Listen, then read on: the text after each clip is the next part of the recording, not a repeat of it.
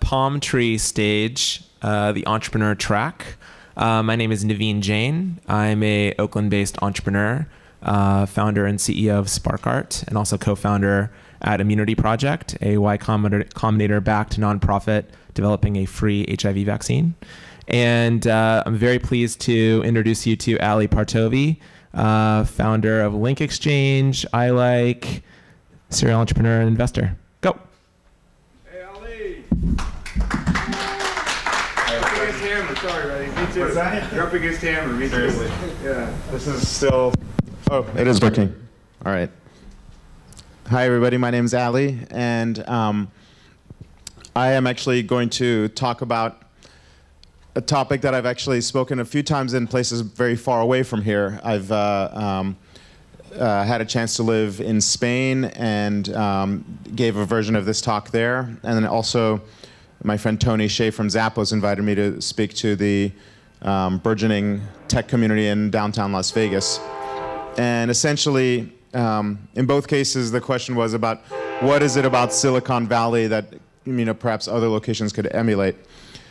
And to me, Oakland, I have always essentially considered the entire Bay Area to be essentially one area, not separate areas. But I would actually say that Silicon Valley, to me, really is not a location. Or I guess I should say it has two meanings. There's a geographic meaning, which is the actual physical location of Silicon Valley. But the more important meaning is the philosophical meaning. Silicon Valley, to me, is a philosophy. It's a philosophy based on being audacious and bold and believing that you can make a better world. And there are a lot of startups that I consider are Silicon Valley startups, even though they're not located anywhere close to Silicon Valley. There are a lot of companies that you might think of as essentially Silicon Valley-ish. Skype, for example, or Amazon, perhaps. And so I want to talk about what is the essence of Silicon Valley in that sense. So a lot of people have heard the concept that the Asian character for crisis is composed of the words danger and opportunity. I'm not actually sure if this is technically accurate, but what I want to talk about is the idea of risk. Basically, when you think about risk, you generally think of essentially, if you're running a company, there's obviously two scenarios. You might succeed or you might fail. But I want to bring up a third scenario, which is actually the worst scenario, which is merely surviving, which I view as the kind of the worst case scenario. Surviving, meaning surviving but not being a success, is essentially, for a Silicon Valley startup, is the worst fate. Because it's still basically a failure just stretched out over time. So one of the big things that I define as part of the Silicon Valley ethos is to essentially take bold bets, to either aim to succeed or to fail, but not to survive in perpetuity without becoming a bold success. Silicon Valley fundamentally embraces risk. And by that, I don't mean, being willing to do a small risk. I mean actually embracing it as a positive thing. Because when you're a small startup, risk is one of your competitive advantages. The big guys can't afford to take risks. They can't afford to take crazy moves or make sudden turns or go into areas without researching them. And that basically means that's your opportunity to do something that bigger companies with more resources can't do. And if you take those opportunities, that's a key competitive advantage. Whereas if you behave like a big company, you're essentially not taking advantage of one of your main competitive abilities. So with that in mind, the advice I give to companies is do not diversify, focus. So you want to have one brand, one product, one revenue stream. And this is pretty counterintuitive. One of the, I imagine every business school teaches you the value of diversification as a way to mitigate risk.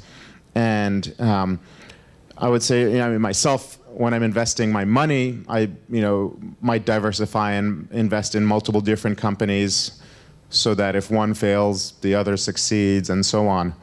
But when you are running a startup, you're not, as a brand new company, you're much better off not diversifying. And There is the age-old adage, don't put all your eggs in one basket.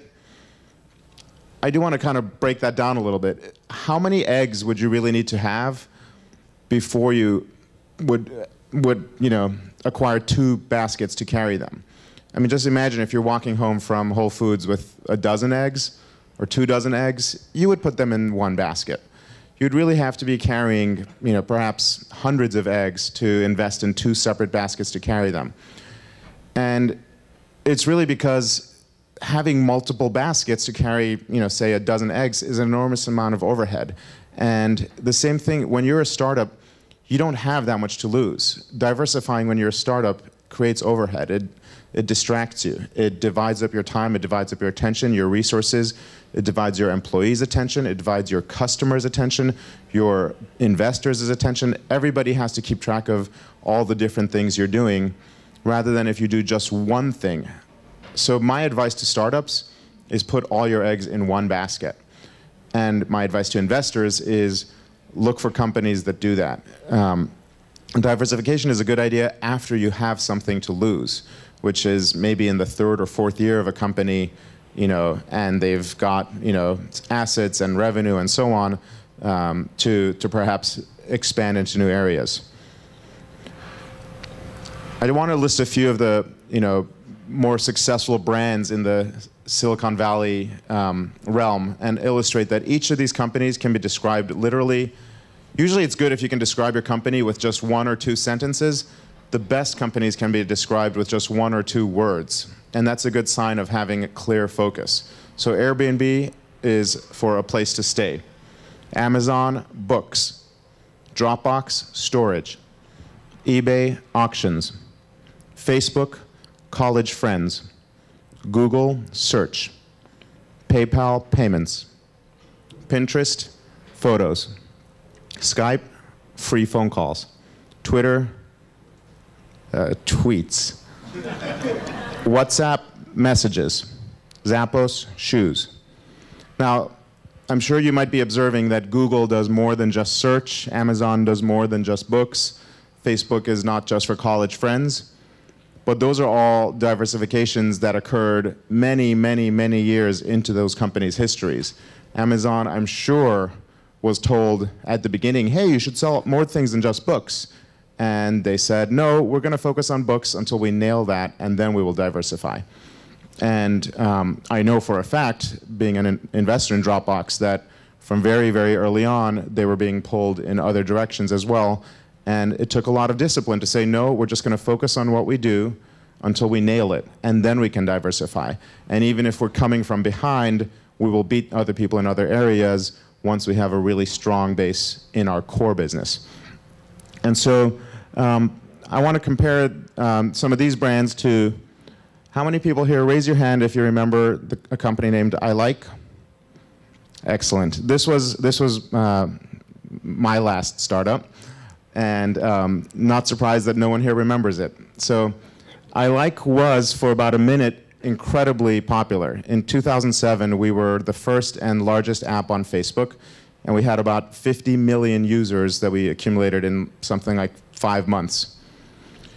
And then things started going downhill. The labels started seriously fucking with us, and Facebook started changing their platform and also fucking with us. In short, we were fucked. So what we decided to do was to diversify. We invested in our plugin for iTunes. We built an app on Orkut and other social networks. High Five. We built an iPhone app. We built a plugin for Windows Media Player. We built a partnership with Ask.com. We built an app on Bebo. We built an app on MySpace. And we built an artist dashboard to tie those things all together. By 2009, if you asked me to describe what I Like did, I couldn't do it in 2 words or 2 sentences. I would have needed a whole paragraph or a page to tell you about all the things we did. And we had lost the essence of what our original vision was. We were very lucky to have been acquired by MySpace before essentially, disappearing into oblivion. But essentially, I'm not sure what would have been a better choice, but I would say whatever it was, it would have been to focus on one thing, whether to double down on the Facebook platform and meet that risk head on, or to pivot entirely and pick one other thing to focus on, perhaps the iPhone platform. So essentially, the summary I would say is that when a startup faces risk, and it's a scary thing, it's much easier to talk about it than to actually do it, it's important not to buckle. It's important not to look for ways to reduce your risk. Much better to look for ways to increase your risk. Look for ways to essentially double down, assuming that there is some opportunity. Because it's better to essentially have either a clear success or a clear failure, and not the third option in between, which is failure stretched out over time. So a few specific ways that this reflects itself. A lot of times when I see pitches from new startups, it's two guys who haven't even started doing anything yet, but they already have 3 or 4 revenue streams planned out. Don't have multiple revenue streams, pick one revenue stream. Pick the revenue stream that you think makes the most sense and just focus on that. In my experience, it's usually better if the people who are your users are also the ones paying you, because then you have only one customer base to focus on, and you don't need to have your employees divided up between which customer they care about, or which side, is it the side of the product that faces the users versus the advertisers. But generally speaking, if you don't know which is the best revenue stream, just pick one and focus on it. Presenting multiple revenue stream to me just implies a lack of faith in what you're going to be doing. A more broad question is, often startups ask me what they think investors want to see. Don't ask what investors want to see. Build what you believe in. You are, after all, if you're the entrepreneur, you are the biggest investor in the company. You're investing your life into it. And it's much better to build something that really, truly comes from your heart, no matter how crazy it is, because all you need is one investor who is also equally crazy. And I think rather than trying to create something that you think investors like, build what you believe in, and then assume that there are investors out there who do like that, and it's just your job to find them. So if what you do is clear, focused, and perhaps crazy, the investor who shares that particular folly and that particular passion will somehow find you. And again, you don't need hundreds of investors. You just need 1 or 2 who believe in what you're doing. And I should mention that the more diversified you are, the harder it is to find an investor who cares about all the same things you care about. If you're doing 5 different things, it's pretty hard to find an investor who also likes all 5 of those just as much as you do. Whereas if you do just one thing, then you just need to find an investor who likes that one thing. So this might sound trite, but I would really say it is true. It's much more effective to choose what you want to build, not based on whether it will make money, but whether it will help people. If you think about what are good ways to make money, that often leads you astray. It's much easier to think about what's wrong in the world, and how could I create something that would make that better, and something that people want, something that would help people's lives. And if you can accomplish that, money almost always follows. And so I think it's I also think it's an easier way to guide yourself. My favorite my favorite entrepreneurs are the ones who built something that they needed themselves. So for example, Drew built Dropbox largely because he realized he needed it. He was on a trip from Boston to New York, and he forgot his thumb drive, and he didn't have access to any of his files. And he realized, I wish I had some system to keep all my files in sync. And so he just started writing that. So lastly, the best companies, the ones that I consider true Silicon Valley startups, are the ones that are not just building some incremental improvement. They're not looking to see how to make an industry 10% more efficient or 20% more profitable. They're envisioning a completely new way of doing things. No matter how crazy it is, they look at the world and say, wow, the status quo here is completely wrong. What if everything was changed just this other way? So Airbnb is a good example. There's a lot of companies trying to figure out how to make the hotel industry 20% more efficient, reducing vacancies or things like that. Whereas Airbnb just said, why do you even need a hotel at all? You have all this extra space in people's homes. What if you just found a way to let people take advantage of that? So my final comment, as I meant, essentially reiterating what I said at the beginning, is if you're going to fail, it's truly so much nicer to fail quickly, because then you have years of your life left to try the next thing. And you can diversify over time, meaning if your first startup is a failure, you have time to then do another one. And it's a lot easier to do that if that initial failure lasted only maybe 1 or 2 years rather than 4 or 5. And in Silicon Valley, people do respect boldness. They respect people who take big bets, no matter how crazy. And surviving for a long period of time is really actually, in my opinion, not as attractive to anybody, not to the entrepreneur and not to the investor. So I think that's my last slide. I don't know if I have time for questions, but I'll let Naveen. All right. Yep. Just a couple questions. Anybody? I'm deeply suspicious about mania as a professional investor. And so as an investor group, we've diversified to sort of strategically place our bets elsewhere, feeling that the space is too obvious and too reflexive. I just wanted, we tend to invest for a very long time, with a long perspective, feeling that short-term returns are overly pursued by others in the marketplace. So we focus on big themes and long-term. With that in mind, what is the big theme in the long-term investment opportunity that you would like to participate in? I'm going to briefly repeat the question. Yeah, so the question, I think, was what is the big theme and long-term investment opportunity that I look for? And you were talking about sort of there's a mania around people chasing after short-term returns. So you also mentioned that as an investor group, you run an investor group that likes to diversify. I should be clear, if you're an investor, you have a lot of money, you should diversify because you have something to lose. My advice to not diversify is intended towards an entrepreneur starting a company. If you're starting a company with 5 guys or girls or whatever, with 5 people, do just one thing. Don't diversify within your brand new startup. As an investor, by all means, diversify. And I also, I only invest in long-term opportunities. I mean, when I meet a startup that says, oh, we're building this thing that we think we can get acquired in 1 year or 2 years or 4 years, that's essentially almost from the get-go a turnoff. I'd prefer someone that said, we're going to build this thing that completely changes an entire industry, and if it fails, it's a complete failure. There's no safety net whatsoever. That, if they say, oh, well, if it fails, we can always get acqui-hired, to me, that's a turnoff. If you're looking to get a job, just go get a job. But disruption does not mean short term. So in terms of specific areas that I get excited about, I like marketplace models, meaning models that connect buyers and sellers. So eBay is kind of the original example, but there's lots of smaller sort of vertical ones. Uber is a good example. Airbnb is one.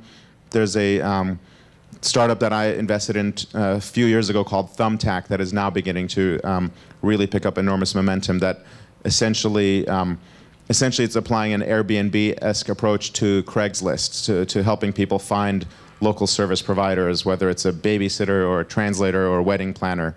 And I think actually Craigslist is an enormous area that's ripe for disruption. It's more than 10 years old, has had almost no innovation, and clearly there's a huge need, and it's not being efficiently met. So there's lots of miniature marketplaces that could be created there. But there's, anyway, so I like marketplace businesses, and I also generally, I still also, I think anything that's a truly horizontal new technology is appealing to me more so than a vertical, niche-specific technology. So Dropbox for myself has been the most successful one, but my own experience was that my company I like was doing within music services that were being cannibalized by more horizontal services such as Twitter or Facebook, and essentially it turned out that the things that musicians need are similar to the things that comedians need and small businesses need and lots of other groups out there need, and a service like Twitter would serve all of them rather than something specialized for music. So I generally avoid vertically specialized technologies in favor of ones that are more horizontal. Another question? It sounds like the diversification you're talking about is like big product changes, but as a small startup, there's often a tendency to do feature creep. You think you're serving your goal, but it's just another feature. How would you go about avoiding that kind of diversification and focusing on the core competency? So the question is, essentially, diversification in a small startup often manifests itself in the form of feature creep, which you're absolutely correct. Basically, people say, well, we've got these features. They seem to be, you know, we're not sure if they're enough. Let's add 5 more features so we have more. And I completely agree. Feature creep is I don't know whether it's a symptom or a cause or what, but it's definitely a bad thing. You know, the counterexample, the best products are the ones that have the fewest buttons, the fewest features. And you know, the original iPod, for example, came out with like 1 button and this track wheel. And you know, the story is that Steve Jobs was just obsessive about, you know, trying to remove buttons from that thing.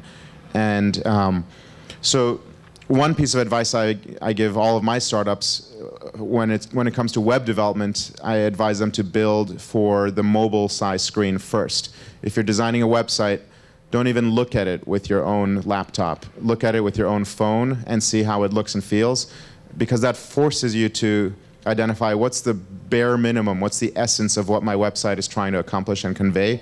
I've got to fit it on this tiny little screen. And you're forcing yourself to make that tough decision. And by the way, most of your users are probably going to be coming to you from a phone anyway, so you want it to look good on the phone. But it's more importantly, it's a mechanism to force yourself to be really picky. When you then take that website and expand it to the larger screen, you know, first of all, you could just keep it the exact same because it might be fine. But if you're going to add more links and features and so on, you can do so at least from a position of knowing you started out with the thing that's the important essence. Well, one more? Or? No, I think we're out of time. Ali, thank you so much.